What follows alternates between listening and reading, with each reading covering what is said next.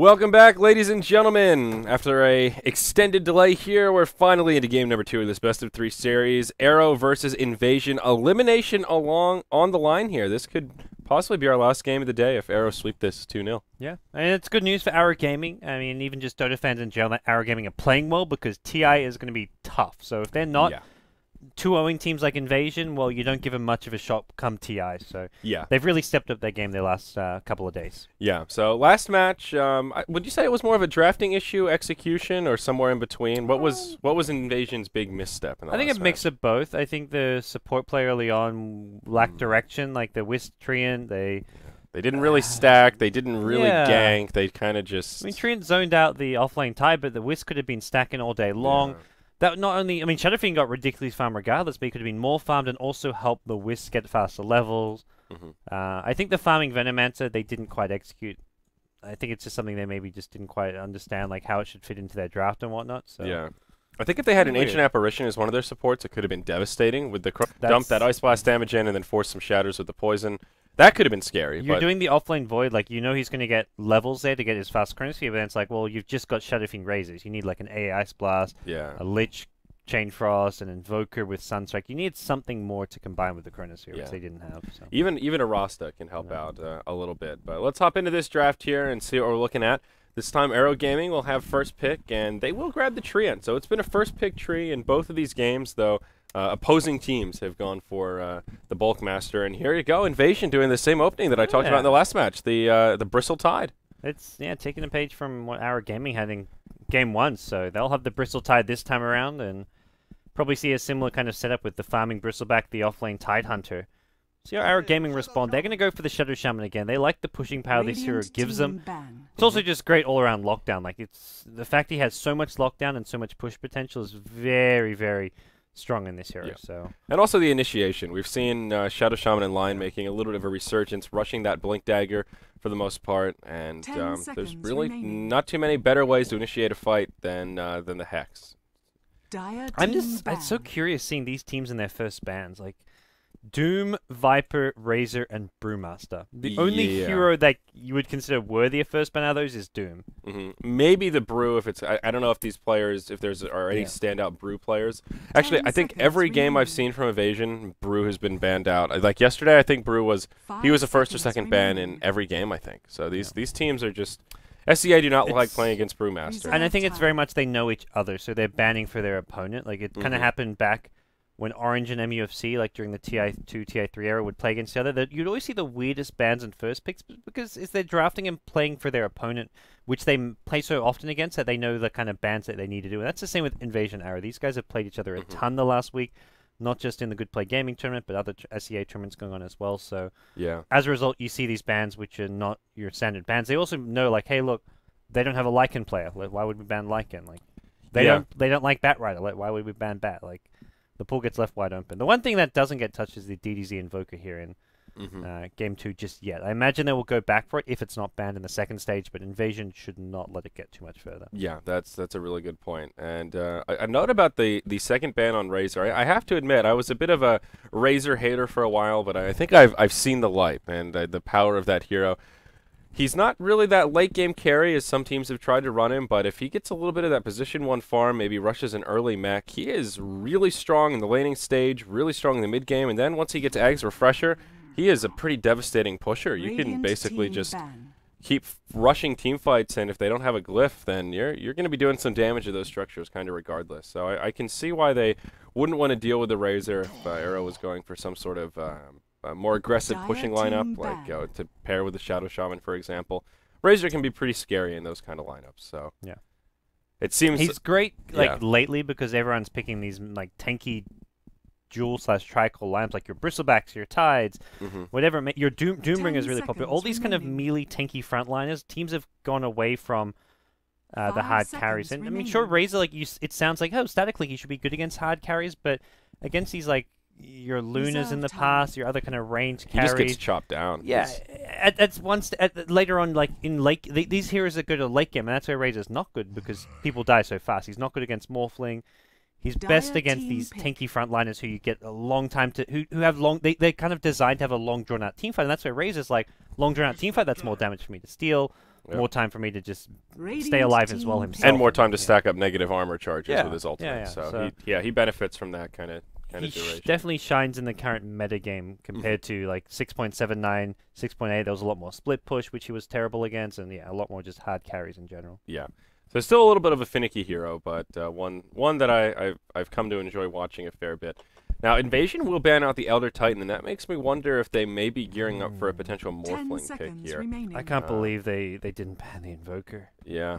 Arrow probably thinking about just snatching him up right now. It is a third pick Disruptor to go with the Tide and Bristleback, so some decent setup for potential Ravages. Glimpse always an ability that comes in handy, and here they'll have a big AoE silence, but still Invasion running into this issue of lack of interrupt. The TP scroll, again, I think will be sort of the bane to their existence. So far, it's pretty much just the Ravage that's going to be interrupting them. I guess a Glimpse will interrupt a TP if you've moved in that window of time that it sends you back, right? Glimpse interrupts a TP, right? Yeah. No matter when you use as long as you cast it while they're TPing. Like even if they sometimes you'll get the TP back to Founder, but then you get pulled back after the TP, or alternatively you'll actually cancel it mid TP depending on the distance. The timing, right? Yeah. So, but it'll always cancel TP. Yeah. So okay, I guess that's something they have now to stop folks from just TPing out and making the getaway. But Glimpse is not really your spammable interrupt, especially if he doesn't put a couple levels in it early on.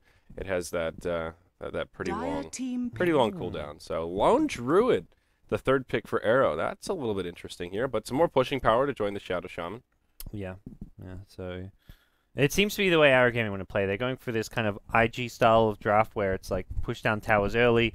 It's kind of low risk play, and also there's a lot of room for error. Like you drop Serpent Wards, you have Lone Druid Spear on the tower. You're going to get towers. Even if you get engaged and take a bad engagement, chances are you still get some money and some exchange out of it. So that's where Shadow Shaman's just great. Like IG are picking Shadow Shaman almost every single game, and Arrow Gaming's play style, at least what I've seen today, was very reminiscent of what IG's been doing. So we'll see how Invasion looks to deal with this. Right now, they've got very little counter push, and sure, Bristleback's not bad, but you run into the front lines here, like that just sets up, like, even just running into Leech Seed is tricky, because sure, you're doing a lot of damage, but Leech Seed heals everyone back up a lot.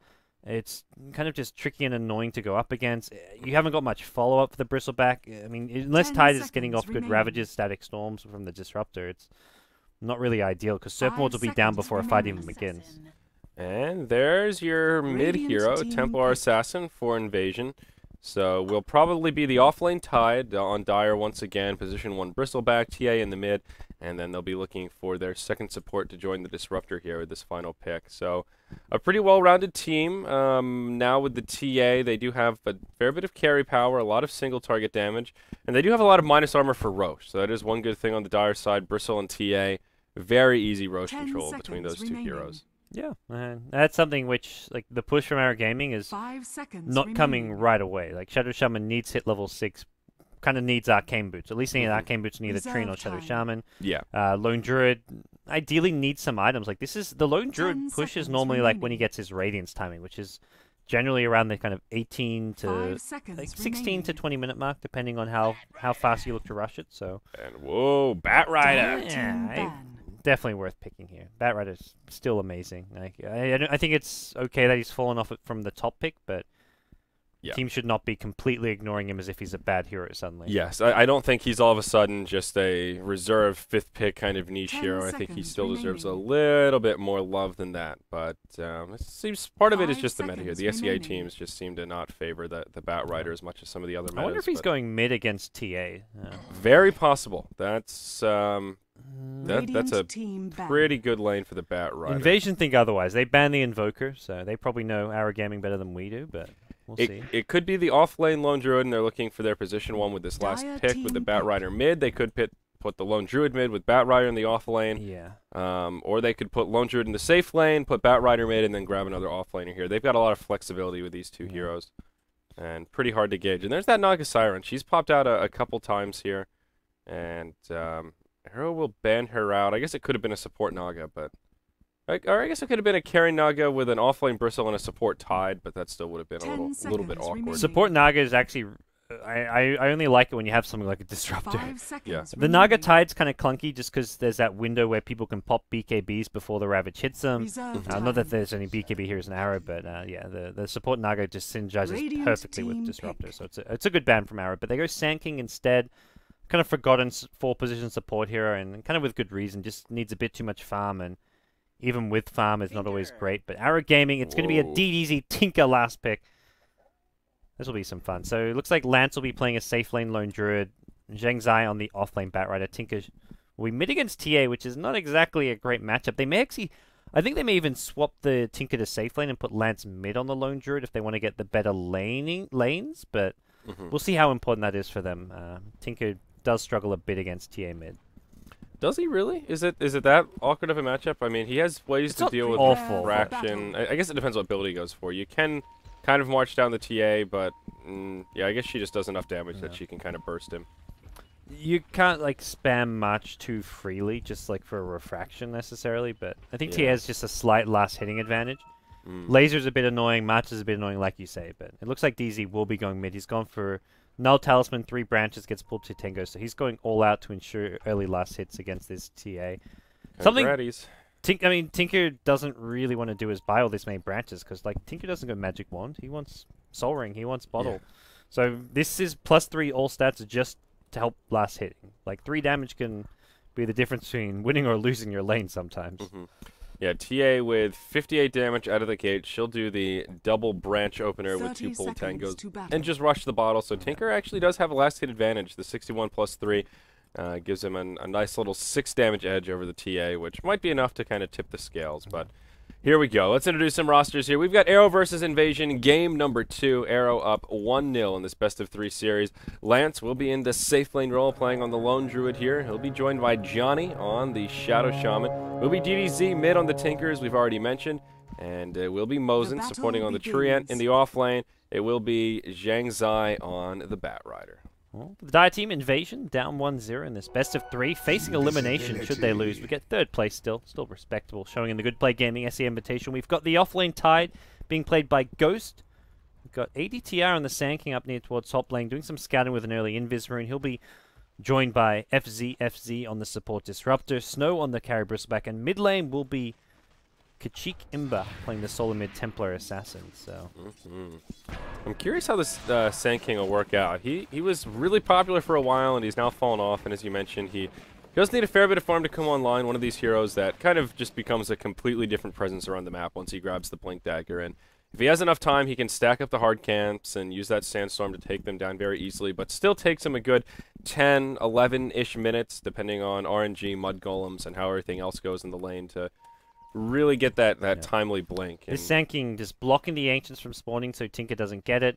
He may drop an Observer Ward there. The Sentry's there waiting for it, so for now he's not going to do it. And this is going to like annoy the Treant because he's going to be like, wait, did he block it somewhere else? So I need to use another Sentry Ward. What's going on? And it's just been body blocked by an Invis rune of all things.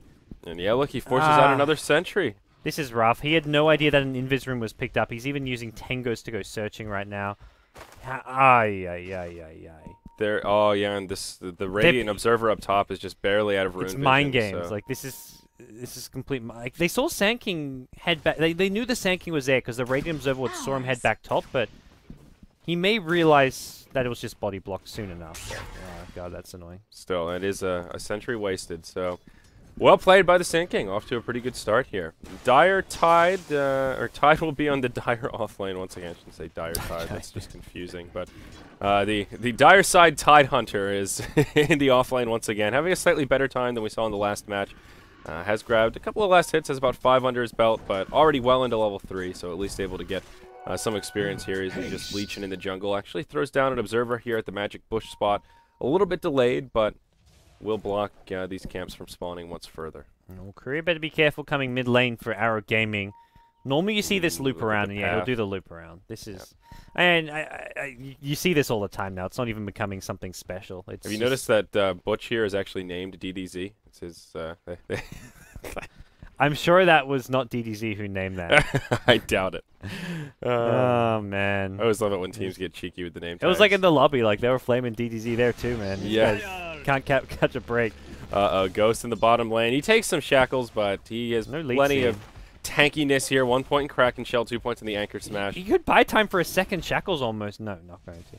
Yeah. If he got the body block until Shackles came off cooldown for a second Shackles, that would have been pretty next level. There was some potential there, but Ghost will survive. He pulls this creep wave off with him, and we'll just pull him into the tower. Get a little bit of freebies. I don't like Mosin being so under-leveled right now, Treen, especially going level 1 Living Armor. Like, level 1 Living Armor is pretty crappy. It's got a 32-second cooldown. Doesn't really do that much regen or block, have that many damage instances. It's very level-dependent Living Armor. Leetsy at level 1 is just not level. It's not level-dependent at all, but... Yeah, Leech doesn't really scale that well. You get most of the good stuff at the early levels. The duration is a constant 4.5. The slow doesn't scale.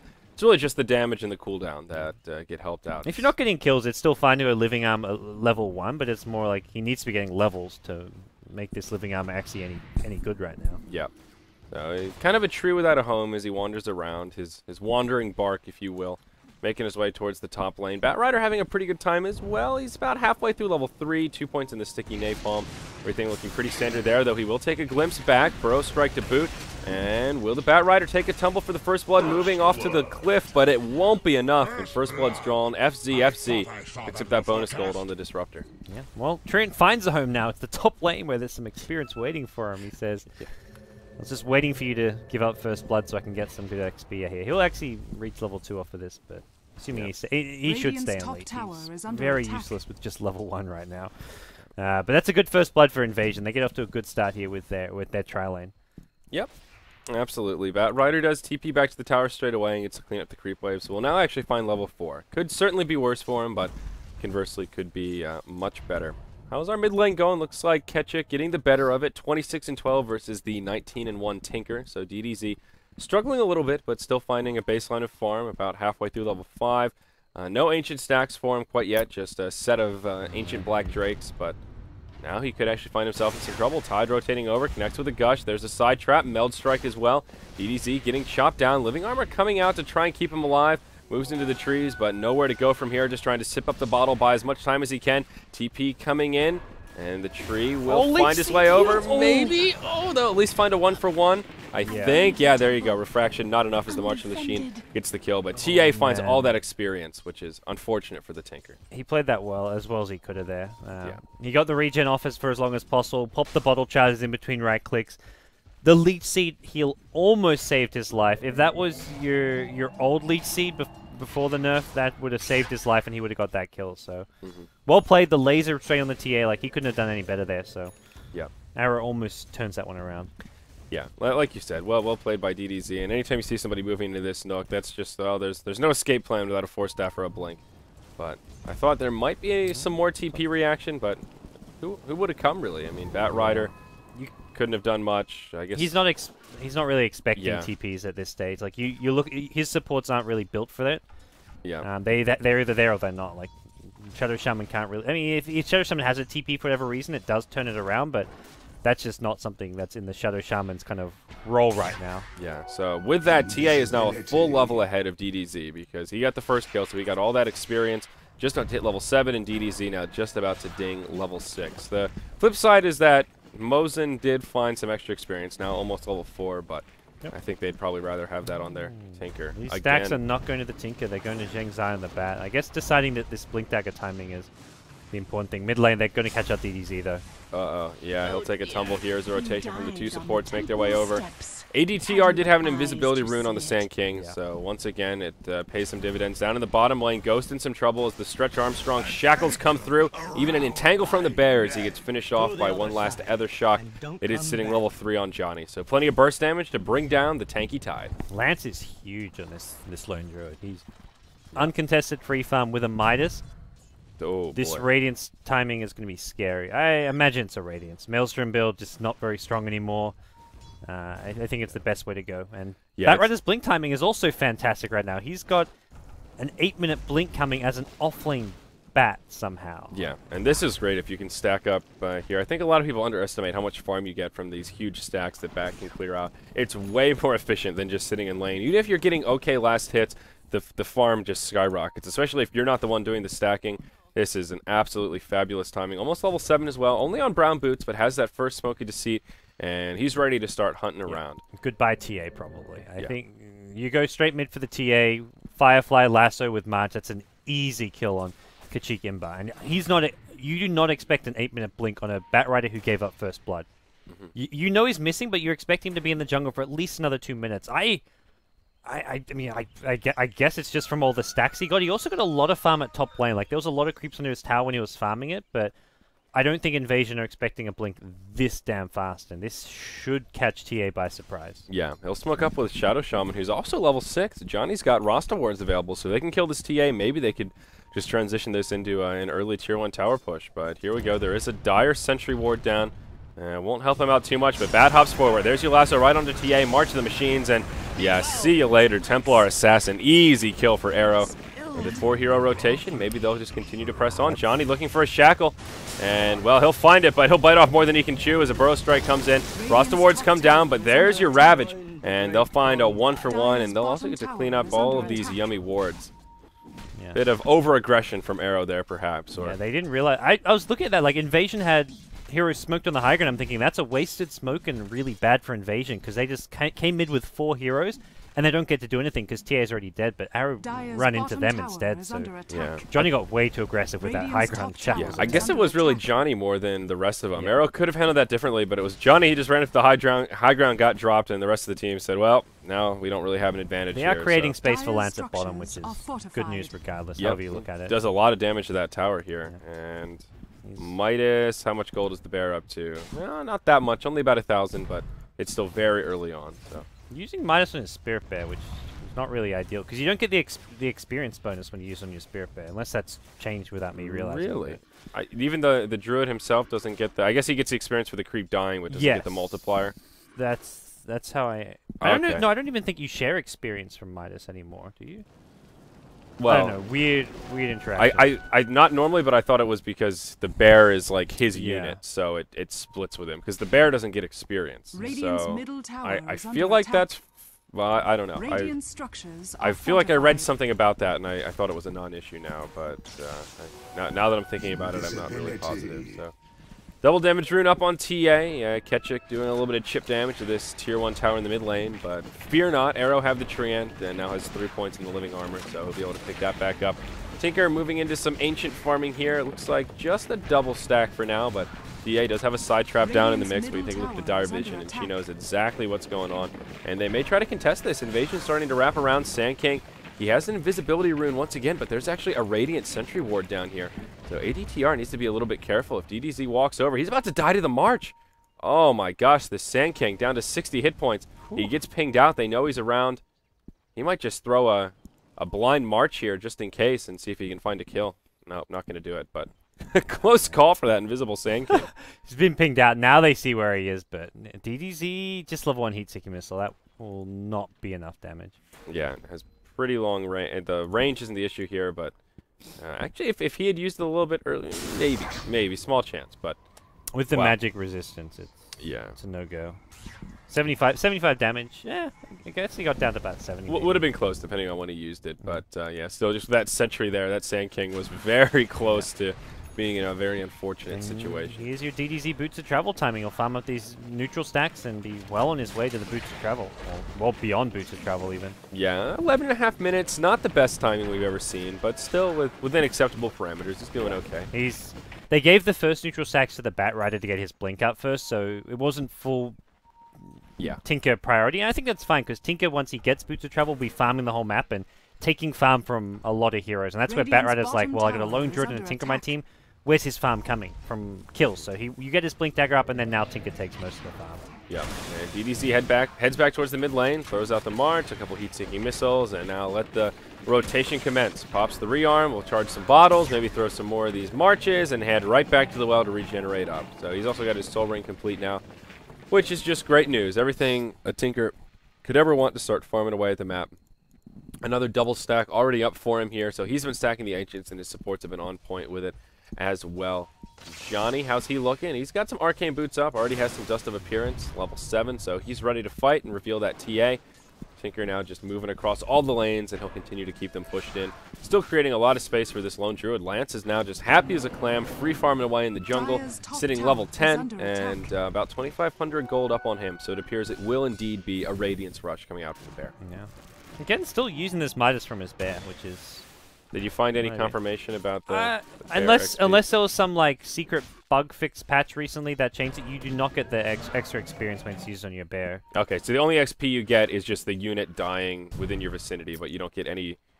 Or is it you get... Do you think you get actually 0 experience from using the Midas on the bear? You should get the unit dying experience. It's just not the not the 2.5 multiplier. Yeah. Okay. What a bummer. Somebody should send him a PM, let him know. Maybe it changed. Maybe there was some recent patches. Because I think Dota 1 was maybe different, so maybe they changed it to mirror Dota 1. There are those occasional kind of ninja buffs / nerfs that come out where they change little mechanics like that, and they're so minor that they don't make it into the patch notes, but does make a small impact here. Oh, Dust used up top onto ADTR as he's trying to have a dance party. And they will get a stun off on the Bat Rider, but DDZ coming in, he'll join the party, throws the laser out onto the Sand King, secures the kill there. Ravage from the Tide as he TPs into the tower. Johnny taking a lot of damage, may throw down some wards before he falls. Yeah, he sure will. He'll get off a ward trap as well. Throws out some shackles. He should be able to find a kill on the Disruptor. They're trying to make a hole for him, but it just won't be enough. They will get to clear out the ward, so they find a little gold pick-me-up, but a 1-for-2 trade as Arrow find another good exchange. Yeah, this is worrying when if you're just getting like Arrow Gaming supports hero there. Like Shadow Shaman doesn't care about dying; he'll just keep throwing Serpent Wards as needed. Your Lone Druid's got his Relic money. Your Tinker's huge right now as well. He's gonna have his Blink Dagger in a second. And ADTR bottom lane, he's gonna be careful. March will just wreck him in the Sandstorm as DDZ pushes down this wave, gets his Blink money, and Lance gets his Relic money. So yeah. Also, there's great synergy between Tinker and Lone Druid. That is not a combo which is fun to verse. Radiance, the bear can scout everyone out for your heat-seeking missiles, as well as just your Tinker combos in general. He can also TP onto the Spirit Bear. The Radiance gets people really low. This is a very, very pesky combo to deal with. Yep, and up top you see Tinker just all over the place, seemingly in more lanes than one at once, and a Living Armor comes out, and they will just completely quell this push. And even just the Tinker mixed with the global presence of the Living Armor, good luck pushing towers, because Tinker will hop in anytime your tower's taking damage.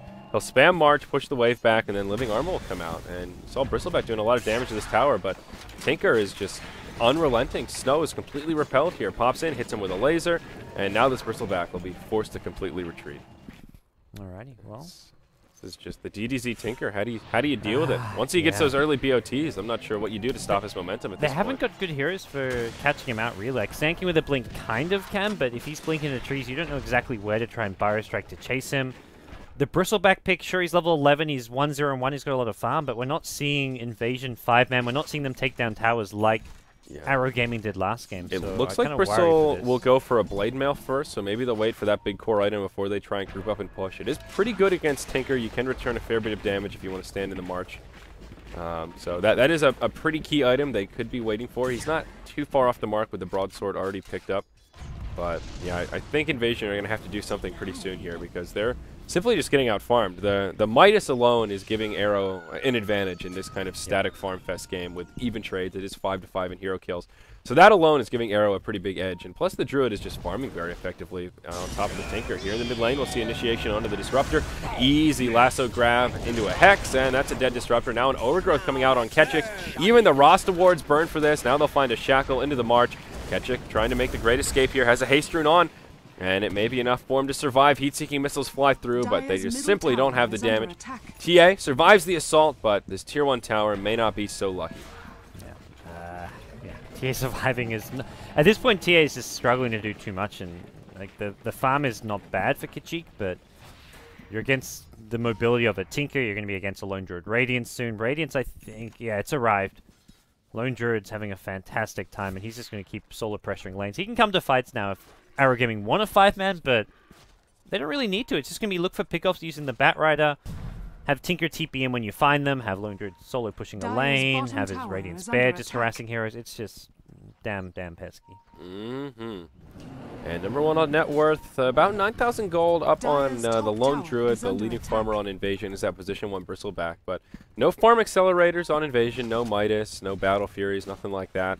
And it looks like they will finally start hunting, though. Yeah, I like this move. Blink Dagger up on the Sand King, so this is a core item that they'll go for. And all right, they'll find the Rasta in the mid lane. Johnny gets initiated upon. Meld Strike will tick him down low, but he's got support. That's living armor, some wand charges, almost enough to keep him alive, at least buys him some time.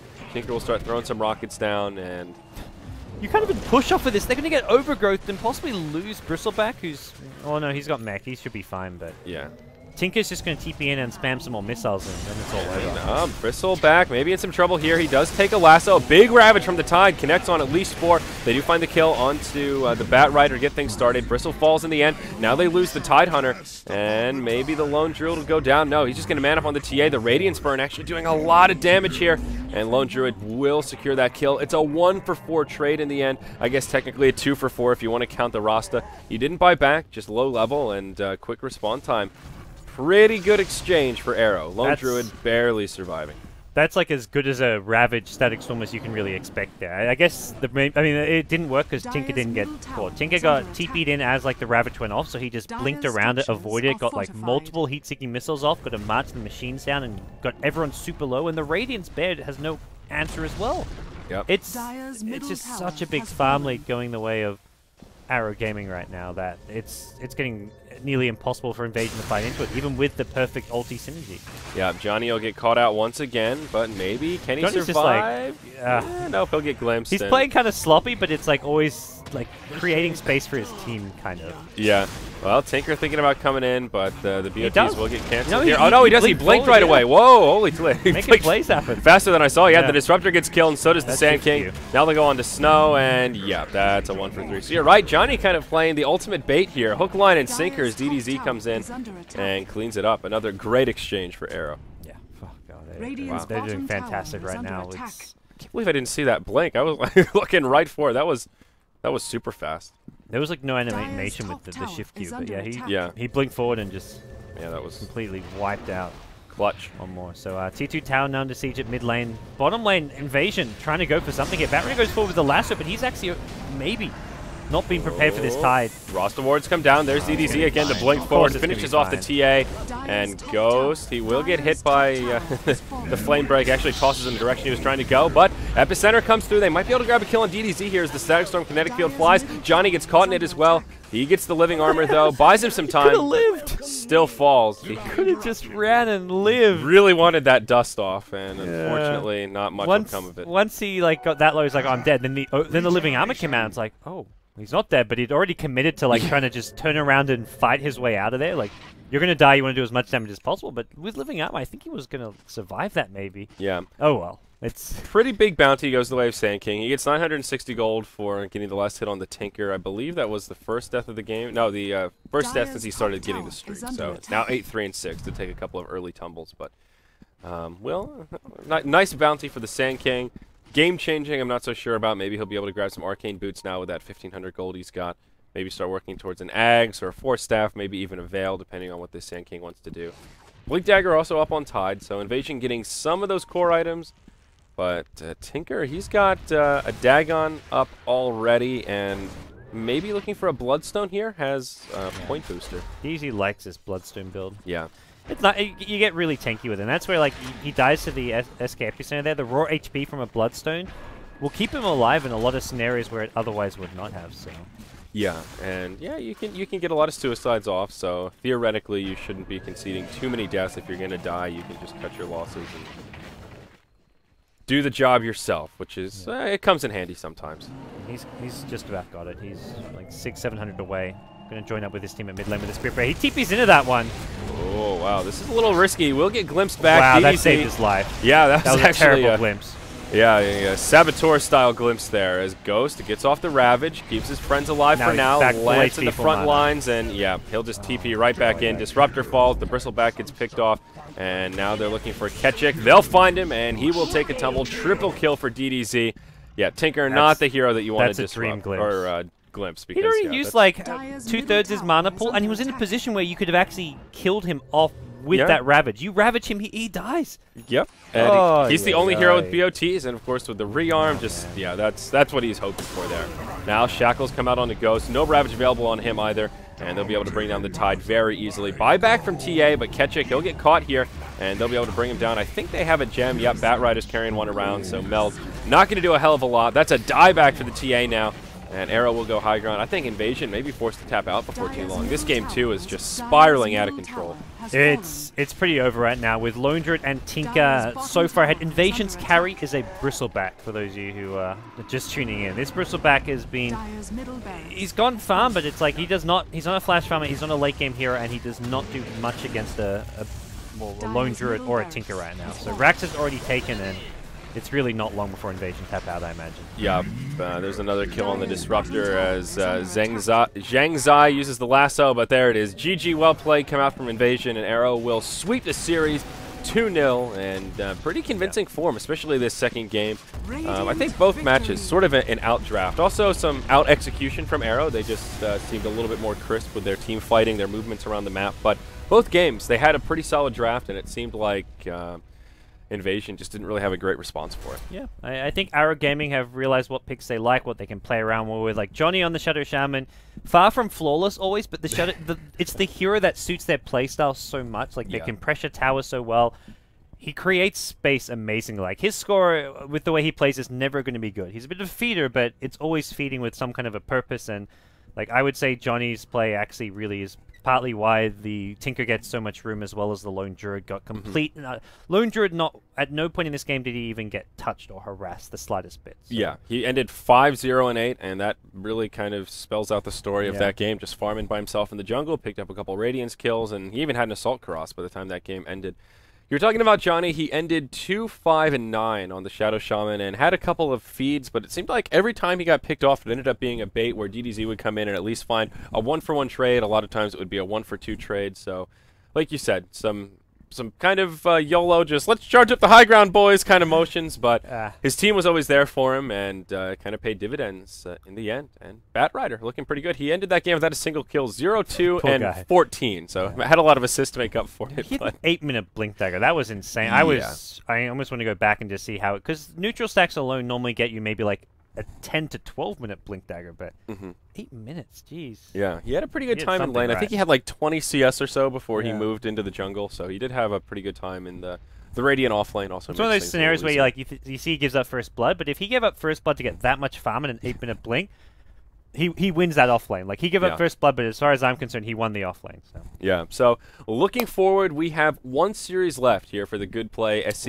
Invitational. It will indeed be Arrow versus Myth Trust for the best of 5 grand finals, and if I'm not mistaken, that is scheduled to take place tomorrow, the same time today, and yesterday started at 6 o'clock a.m. Pacific time. I'm not sure what that translates into local for Singapore/SEA time. Is that 1800? 9 p.m. Oh, no, it actually starts earlier than the other matches. Is it earlier? Okay, I think it starts 1 hour earlier, so I think it starts at 8 p.m. Singapore time, which is 5 a.m. for us here on the Pacific Coast. So, of course, that's 8 a.m. On the East Coast and sometime in the middle of the day for y'all in Europe. So, Myth Trust versus Arrow. Before we wrap it up, God's thoughts about that finals? Is that a nail-biter, Game 5 kind of series? Who's our favorite going into the finals?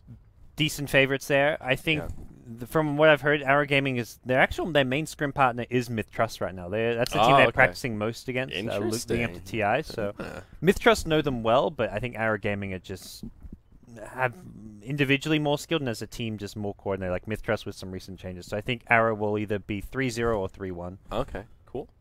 Yeah, it's about a $5,000 prize pool, $3,100 USD for first place, $1,500 for second, and third place is $900, fourth is $600. So is there actually a third? I guess there is a third, fourth place match that's supposed to take place at some point, huh?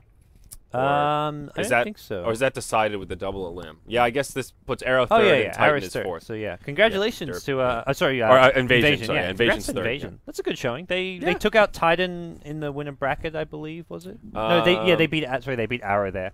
They took out.